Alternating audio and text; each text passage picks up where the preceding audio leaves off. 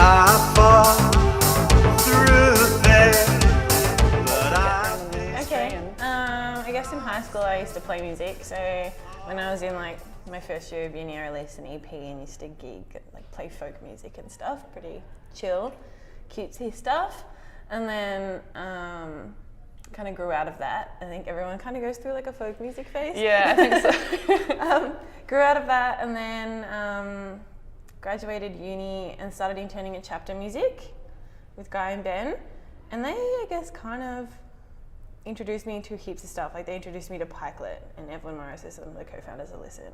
Right. And you know, just the conversations that we would have in the office around queer people and representation in the music industry and females and stuff, like just kind of opened my eyes to stuff that I hadn't really thought about in music before, because at uni, like we talked about misogyny, but it was like how women are represented in like pop and hip hop videos. It was like a different kind of thing. Yeah. And now I was about to go into this real world working in the music industry, and I'm like, oh, it doesn't exist. What's the gender pay gap? And now here I am. So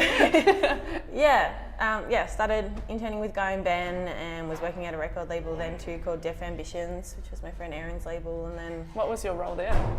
I was kind of like the assistant manager, I guess. Oh, wow, so cool. he would do, like he'd sign the acts and do most of it, but I'd help out with publicity, and I was managing one of the acts too. And then from there, just was also working for a music festival called Inca Roads, and then Inca Roads got cancelled, and through that I started working at Paradise Music Festival, and I'm there now. Okay. So I work one night a week as an artist coordinator for Paradise, and then full time I work for Music Victoria, which is like the state peak body for contemporary music, and then Listen in all the other time. Yes. So tell me about Listen. Like, just give me the full elevator pitch. Like, I'm very. Right. I've like obviously been to the website. I've read about it, but Yeah. let's tell the people what Listen do, because I think it's awesome. Cool. So Listen started maybe just over 2 years ago now. It was co-founded by 3 musicians: Eric Lewis, Evelyn Morris, and Antonia Selbach. Evelyn Pikelet. She's been playing in heaps and heaps of punk and hardcore bands for like her entire life. Pikelet is like her most kind of easy listening pop project. Right. And she was written about in a book called Noise in My Head, the stories of the ugliest Melbourne underground, or the ugly Australian underground. And it was very like, I guess her response to it was, she was written about in a way that she wasn't happy with that being documented, like in a really like masculine, Right. you know, like men dominated way. Like the book was quite men dominated and male dominated, didn't have much queer representation. So she just wrote this Facebook post that went like viral, and it was kind of like, her action was like to start documenting our own history Yeah. as women and queer people in the Victorian and Australian music industry, particularly like the underground independent part. So from there, they started running listening parties, which are like a monthly gig that we have, and they started publishing articles on the website. And then it just kind of grew. Like there was this big Facebook group where everyone would like chat about stuff, post articles, generate discussion, but as Facebooks do, they got a bit controversial and out of hand. It was hard to manage. It was like a full-time job. It was just so stressful trying to moderate it, and then people would get pissed off at you personally because it was something someone else said, but because you work for Listen or volunteer for Listen, it was your fault. So Yeah. classic. And then so we closed down the Facebook forum and had a real life Listen conference with the idea to have these kind of discussions online that people may not understand emotion or tone or stuff like that. So we wanted to have those discussions face to face. Yeah. So that's how the Listen conference started. And there's also a record label which I run, Listen Records, which is like separate to Listen, but like still like affiliated, obviously.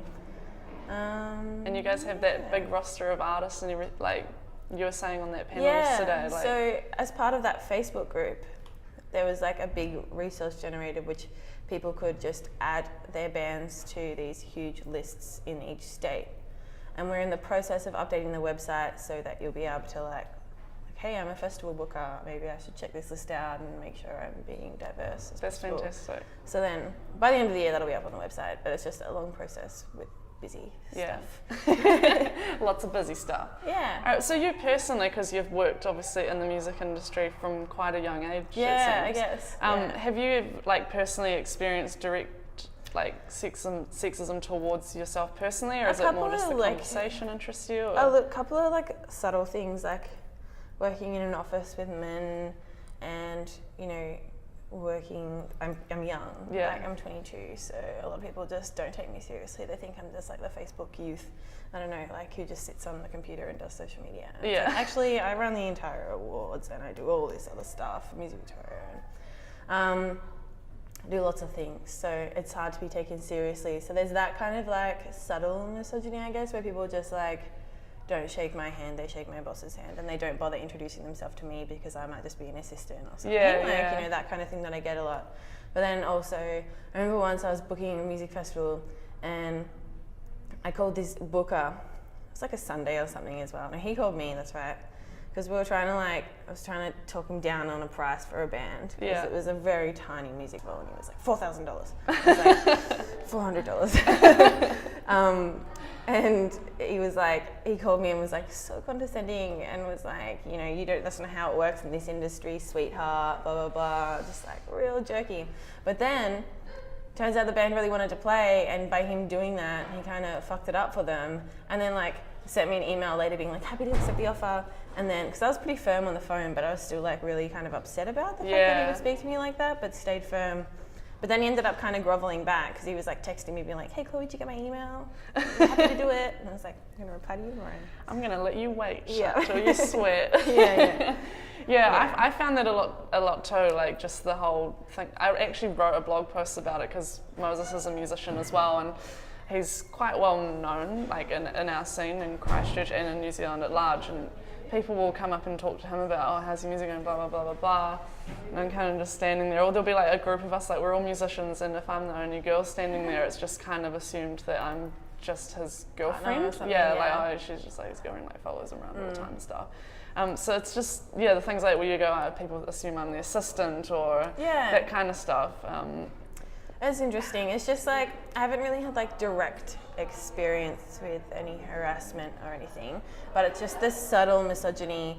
And even like yesterday I was talking about on the panel, the internalized misogyny for older women in the music industry, where it's like competitive for them, which is interesting and annoying to deal with. But you kind of get it too, because it's like they really had to struggle to get there, and then we've come up with a bit more of an accepting society, so we've had it a little bit easier, but it feels like a threat to them, whereas we're like, no, but we're all like, we're embracing women now, we're trying to do this thing, and I understand that they would a lot of them would feel that way, but like they obviously are not trying to be that way.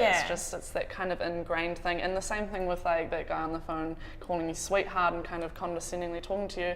It's like, I don't think like they're actively trying to be cunts. It's just like, it's that subconscious like setting. And then if you call them out, either it can go like one or two ways. Like they'll either be like, oh yeah, sorry, like I get that, it was my bad.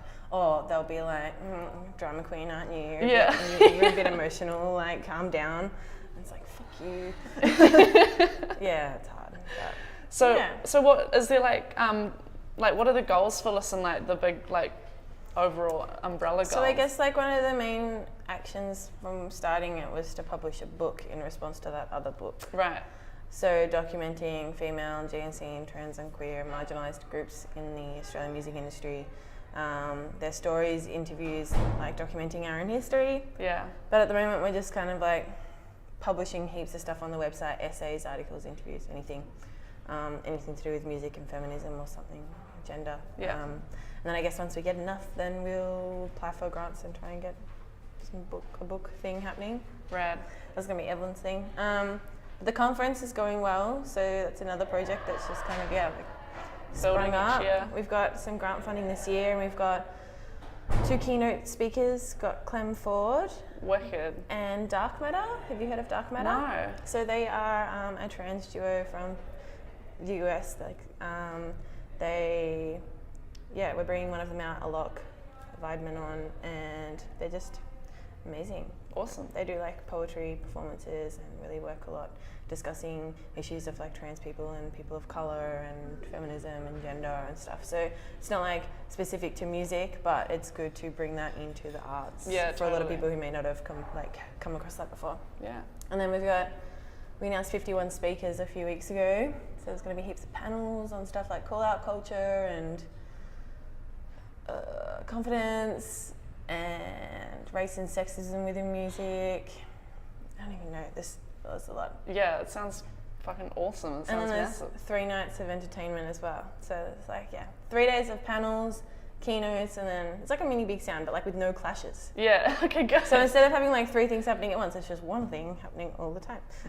We had that's how, like, we have a music conference in New Zealand that happens the weekend before this. Yeah. So it's the weekend just gone, and they do that too. They just try and make nothing clash. Yeah. Even with like the showcasing, like everyone just plays. Yeah, it's the same with us. It's just one gig. You're just managing one gig. Yeah. Everyone, no, it's not competitive then. It's just chill. Yeah, that's fantastic. All right. Yeah. Parting gift. Are you vegan or? No, just vegetarian. Yeah. Cool. You Amazing. Can take, take your pick. I'm gonna have this one. Yeah, I like that one too. It's cool. Eh? Do you mind us filming you eating it? Yeah. Gotta hold on into that thing. How's the taste? It's pretty good. It tastes interesting.